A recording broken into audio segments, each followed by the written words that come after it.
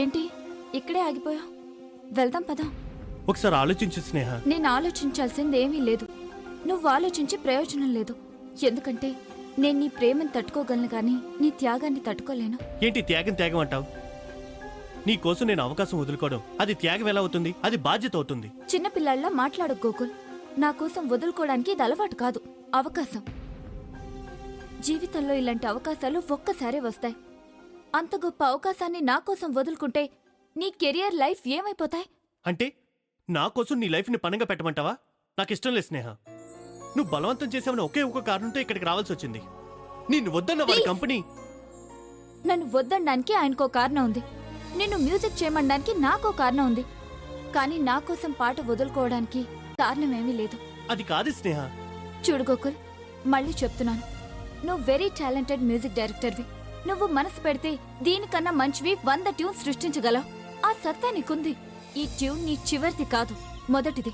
అది గుర్తుంచుకో. మ్యూజిక్ డైరెక్టర్గా నువ్వు సక్సెస్ అయితే సింగర్గా నేను సక్సెస్ అయినట్టే. ఎందుకంటే నన్ను రికమెండ్ చేసి మరీ నువ్వు పాడించగలవు.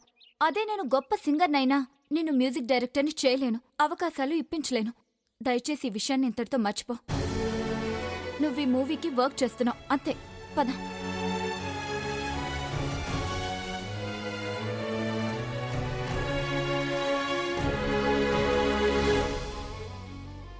నమస్తే సార్. నమస్కారం. నీకోసం ఎదురు చూస్తున్నానమ్మా. ఏమయ్యా గోకులు, మొత్తానికి నీ నిర్ణయాన్ని మార్చుకున్నావు. చాలా సంతోషమయ్యా. ఉండు, మమ్మాయిని పిలుస్తాను. అమ్మా లత, ఏమ్మా కాఫీ తీసుకుంటావా, టీ తీసుకుంటావా? No thanks. ఏంటి మొహమాటమా? ఫేస్ అలా పెట్టావేంటయ్యా? కొంచెం నవ్వోయా బాబు. పర్లేదు సార్, నో ప్రాబ్లం. నేనేమన్నాను? వీడికేమర్థమైంది?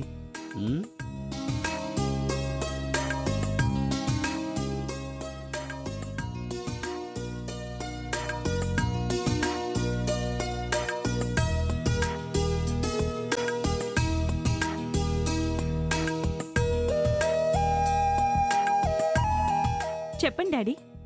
రామారా, మన గోకులు ఆ హిట్ సాంగ్ నీతో పాడించడానికి ఒప్పుకున్నాడమ్మా. ఓ ఐ సీ.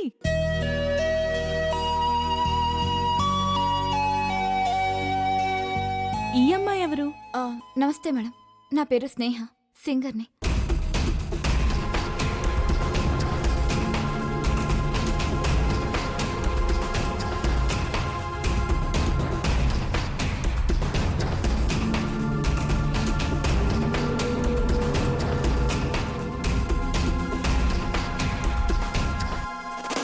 నువ్వేనా గోకుల్ చెప్పిన గ్రేట్ సింగర్వి?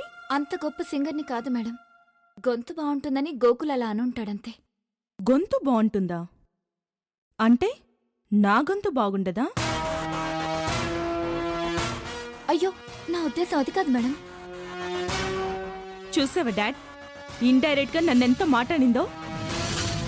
మైక్రోస్కోప్ పెట్టి వెతికినా ఆ మీనింగ్ నాకు కనపడలేదమ్మా. మరి నీకెలా అర్థమైందో?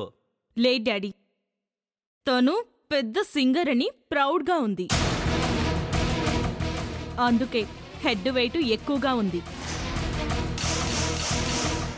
చూడండి, యాక్చువల్గా ఈ పాట తనతోనే పాడించాలనుకున్నాను.